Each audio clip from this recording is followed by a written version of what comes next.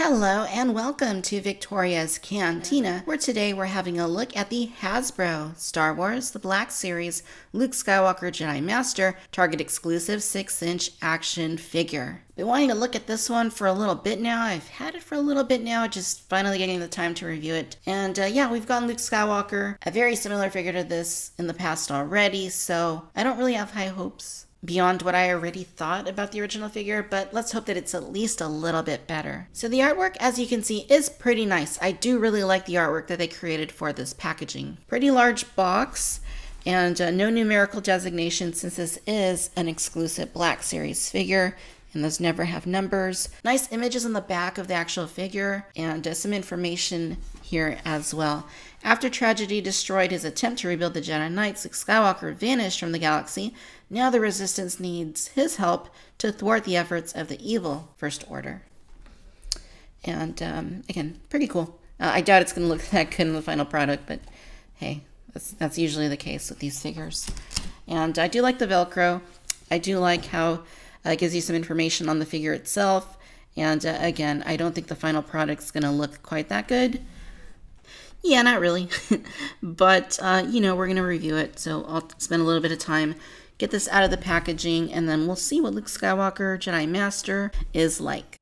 Alright, you guys, so here's Master Skywalker out of the packaging, and overall, I like what I'm seeing here. Now, with the previous release, I had some issues with it. I didn't think it was a great figure. With the changes that have been made to this exclusive version, I think that it is definitely a better figure, and we will compare them in just a little bit. But looking at the overall physique, I think it looks really good with the hood on. The hood looks to have a very natural drape to it.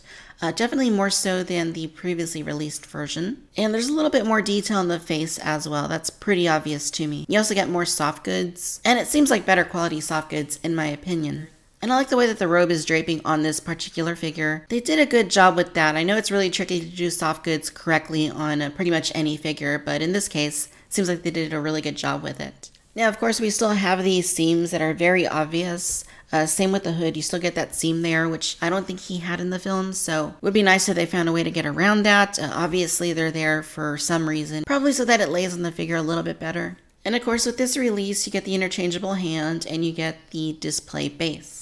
And then, of course, we have the figure without the cloak, and Hasbro has re-engineered the Target exclusive version to give it soft goods, whereas the original release was just plastic underneath the robe. And I think that it looks quite good. It's a very natural look that the figure now has. I think it's a good integration of both plastic and soft goods. As I noted, it's really easy to go wrong with soft goods. It can be very tricky, especially when you start mixing plastic and soft goods together. But in this case, I really do feel like Hasbro did an admirable job combining the two mediums together. Here's a close-up look at the head, and it's still a little bit meh. Like, it's just kind of, he doesn't look like he has an expression on his face, which I know in the film, sometimes he was kind of like that, but I kind of feel like it could have looked a little bit more interesting. Like, just a little bit more of an interested look on his face. It's just very, very meh. But you can tell that on this release, compared to the first one, and again, we will compare them, that there are some more reddish type circles around the eyes. The eyes are a different color. They're a lot darker. And even the hair color is a little bit darker overall. I feel like it looks okay. With the first release, I wasn't that wowed by it. I just felt like it was okay. This maybe looks a little bit better, but definitely not by much. And I think that the sculpt is mostly there, but even though they did new paint applications on the face, I still feel like it looks a little bit off. It doesn't quite look like Mark Hamill. It basically looks like, insert any older guy with scruffy hair and an overgrown beard. Obviously, the costume is very much Luke Skywalker in The Last Jedi and the very end of The Force Awakens. And again, I really like the mixed media in this application here. The plastic, you can see that these are basically just like plastic tabards that kind of go around the entirety of the body. They're tucked underneath the belt. They cannot be removed, perhaps unless you just yank them out, which, why would you want to do that? The soft goods is also tucked underneath the figure, so you can see how that kind of just goes around there, and it's a similar sort of structure. It looks like it's basically like a long vest, so it goes from top to bottom there, and then at the front, you can see that it's kind of separates there down the center. I really like the way that they did this, and it feels nice too. It feels like quality material. Not quite Egyptian cotton, but it feels pretty good in my hand. The rest of the figure, paint is very light. I mean, it's a very basic cream colored costume. The belt, not a whole lot going on with that. Very basic. What I do find interesting, though, is that the legs look pretty good, particularly the boots. You can see lots of nice texture and detail on there. And they are painted a little differently from the original release as well. So overall, aesthetically speaking, it's not bad. It is an improvement over the original in my opinion, but particularly in the facial area, it could still be better. Now, articulation is exactly the same as before. You get a ball joint here at the head that goes into a neck bend. You can't really get a whole lot of movement from it. He looks down, you can go side to side. That's about it. Ball hinging at both of these shoulders. You can rotate them. Same at both of the elbows. They rotate, they bend. You can bend both of the wrists. You can swivel both of the wrists. Of course, he has the robotic hand on this side. This is the plastic one that's included with him. This one also goes forward and backwards. You have a ball joint here at the torso. It's very stiff, and you might want to be careful with this particular release, because when you start moving it around, you can see that those soft goods and plastic pieces start bending and flexing. So that's a little bit of an issue. I would just try not to move it too much. You can still give him a split, kind of, sort of. Doesn't go all the way. He goes forward there pretty nicely. Like all Black Series, you can rotate both of the thighs. You get your double bends at both of the knees. And at the ankles, you have bends. And you can pivot them back and forth. So nicely articulated overall. So for accessories, Hasbro has given this Luke Skywalker a fisted removable hand. This one is actually a die-cast hand, which I don't really know why it needed to be die-cast. Maybe for perceived value, but I don't really think it adds much to the figure beyond, just being an interchangeable hand. I'd also like to note that the interchangeable hand is pretty tricky to get in, partly because the hand that's already in there is really hard to get out, and the interchangeable hand is just really hard to plug in, so it takes a little bit of elbow grease. And that brings us to the display base, and these have been a staple of Black Series exclusives going back to 2015 with Kylo Ren, who had the snow base, and then Rey, who had the snow base, and then with Rogue One with Jyn Erso, who had a little bit of Planet Edu included with her. Luke Skywalker has a piece of Octu, Skellig Michael Island, and I think that this actually looks quite good. I like that it's not like super glossy. It does have a nice matte paint application to it. The rocks look good. The grass looks green. It looks very much like what we see in The Last Jedi. So I'm quite happy with the overall aesthetics of this base. The sculpt work itself looks good. You can see that there's some nice texturing going on with the grass and with all those rocks. The bottom of it is just basically flat, as you would expect. Really nothing to see here unless you look at it from far away. It kind of looks like maybe South America.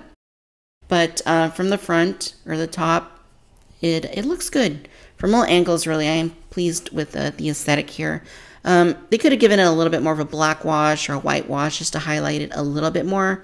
But for the most part, I think they did a pretty nice job with it. So you do have a peg right there, and that's where you plug in your figure. And once you get your figure on there, I think that it works. Obviously, it's just a little piece of the island, so it's not all that dynamic, but for one of these sorts of exclusives with the environmental pieces, I think that it works. It is a nice exclusive. It's just too bad that, at least not yet, there's not a Rey that maybe comes with a bigger base that you can interlock with this one, because I kind of feel like the environment should look a little bit bigger to be a little more effective. But for the most part, it's pretty cool. All right, you guys, now here's a comparison between the San Diego Comic-Con exclusive Black Series Luke Skywalker on the left and the Target exclusive Black Series Luke Skywalker on the right. Now, obviously the new one is based on the original release on the left, but as I noted earlier, the Target version has a much nicer cloak. It just drapes around his body a lot more naturally. It looks a lot better. And that was my biggest problem with the original release, was that I just didn't like the way that the cloak looked. It doesn't look natural, it doesn't look good. And I even have them secured to both figures the same way. You can see that the straps are tied around the upper arms, and the same is the case here. I have them tied around the upper arms just like that, but it just lays a lot better. It's still not perfect. It still could be better. but it just looks a lot like an improvement to me. Then you get into the soft goods that the figure has even without the cloak. And the Target version definitely has that from top to bottom. You can see that the original one is just all plastic. Target version was improved by giving it these soft goods that go from the top of the figure down here. I don't mind the plastic robes on the original release, but I definitely feel like the soft goods aesthetic on the Target version is an overall improvement. Looking at the faces of both figures, it is interesting how the original release has a little bit more shading going on with the hair. There's a little bit more layering than what we have on the Target version, which is a darker gray color overall. Same for the beard. It's a little bit darker than the original figure. The Target version also has darker eyes. I kind of feel like I like the blue eyes better. But when you get into the overall contouring and paint detail that was applied to the Target version, I think that it comes across as looking a little bit more natural overall. Now, if you look at the legs between one figure to the other, you can see that the original release looks a lot more flat for the pants and the boots. Basically, it's like all one color. They actually changed that with the Target version. You can see that the pants and the boots are a little bit different. There's actually a lighter color for the boots. And you can see a little bit more of that texture going on with the boots, which you can kind of see it a little bit here, but with the exclusive release, I feel like you can see that texture a little bit better. So it is nice to see a little bit of a difference there.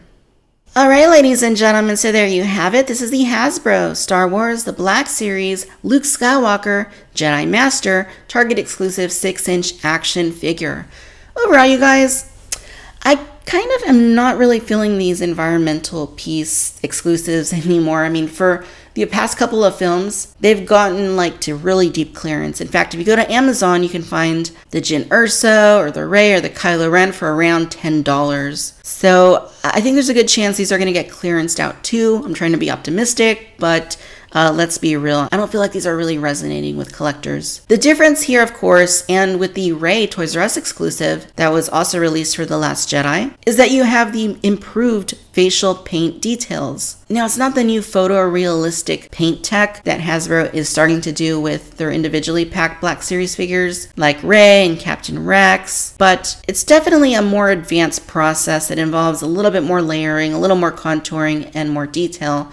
The end result here, though, isn't all that great. I think overall it's better than the regular release, but it still looks a little bit off. It still feels like it should have been painted better, and it still doesn't look a whole lot like Mark Hamill or Luke Skywalker. I do feel like the overall aesthetic of the body is an improvement. I really like the mixed media of the soft goods and the plastic, and I think that that was integrated very well. The interchangeable hand is a nice inclusion. It really didn't need to be die cast, though. It could have been plastic. I would have been equally as happy. And the display base is a nice inclusion. I do like those sorts of environmental pieces that help me to build a bigger display. So if you held off on the San Diego Comic-Con version or on the basic Luke Skywalker Jedi Master release, I think that overall you are better served to get the exclusive version from Target because it is overall a better release, but not by much. And I think that's the biggest issue that these sets tend to have, is that the perceived value really shouldn't come from die-cast metal hands or slightly improved soft goods, but from genuine differences such as new head sculpts with improved paint or existing figures in entirely new costumes. Overall, I am happy with this set. It does feel a little bit redundant, and I would have preferred that Luke be a lot different rather than just a little bit different for this release. All right, my friends, I hope that you've enjoyed this video. If so, do give us a like, do subscribe. Let me know your own thoughts down below.